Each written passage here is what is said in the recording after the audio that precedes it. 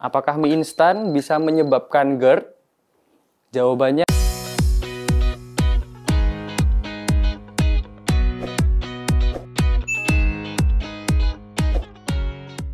halo Sobat Sehat, pernah dengar penyakit GERD? Pastinya pernah dong. Tapi gimana kalau ada yang bilang GERD itu timbul karena faktor stres yang berkepanjangan? Seru nih untuk kita bahas. Kebetulan banyak banget yang menanyakan soal ini. Oke, bersama saya Dr. Endro Tanoyo di Hi Doc Ina Health. Oke, kita ke pertanyaan pertama dulu ya. Yang pertama, Hi Dok, bener nggak sih kalau GERD ini juga timbul karena faktor stres, Dok? Wah, kok bisa ya, Dok? Apa hubungannya? Oke, saya coba jawab yang ini. Apakah berhubungan dengan stres? Jadi jawabannya bisa berhubungan dengan stres. Kenapa begitu? Akan saya jelaskan sedikit. Di dalam lambung itu sendiri, itu dikenal ada satu sistem saraf enterik. Ini adalah sebuah sistem saraf di mana sistem ini memiliki jumlah sel sebanyak jumlah sel yang ada di saraf tulang belakang. Oleh karena itu, ada juga yang menyebut ini sebagai otak kecil di lambung. Jadi, sedikit banyak stres dapat mempengaruhi penyakit ini. Stres akan mempengaruhi sistem saraf enterik, yang kemudian akan mengganggu kontraksi dari otot lower esophagus sphincter.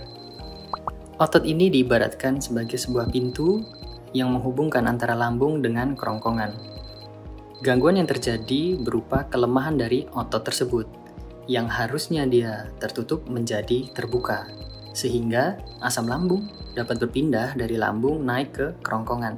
Inilah yang disebut sebagai proses reflux, yang kemudian akan menyebabkan penyakit yang kita kenal sebagai gastroesophageal reflux disease.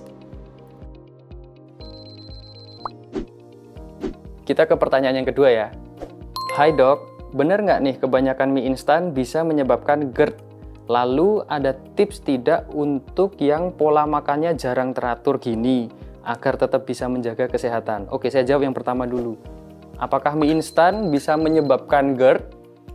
Jawabannya tidak.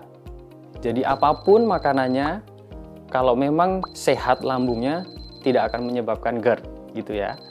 Lalu selanjutnya tentang tips yang pola makannya jarang teratur tapi pengen sehat lambungnya. Ini agak sulit ya.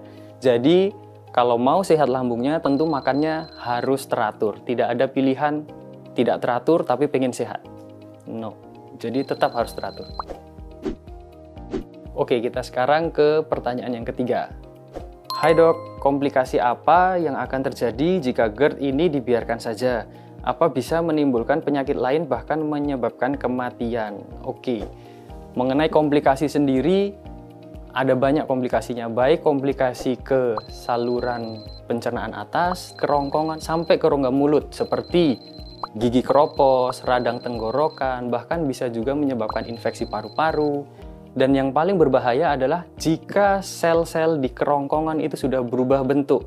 Ada istilahnya metaplasi. Metaplasi ada sebuah proses perubahan dari sel itu sendiri. Kemudian dia akan berkembang selama bertahun-tahun, jika tidak diobati, akan menjadi cancer atau kanker. Jadi komplikasinya bisa berat jika tidak diatasi.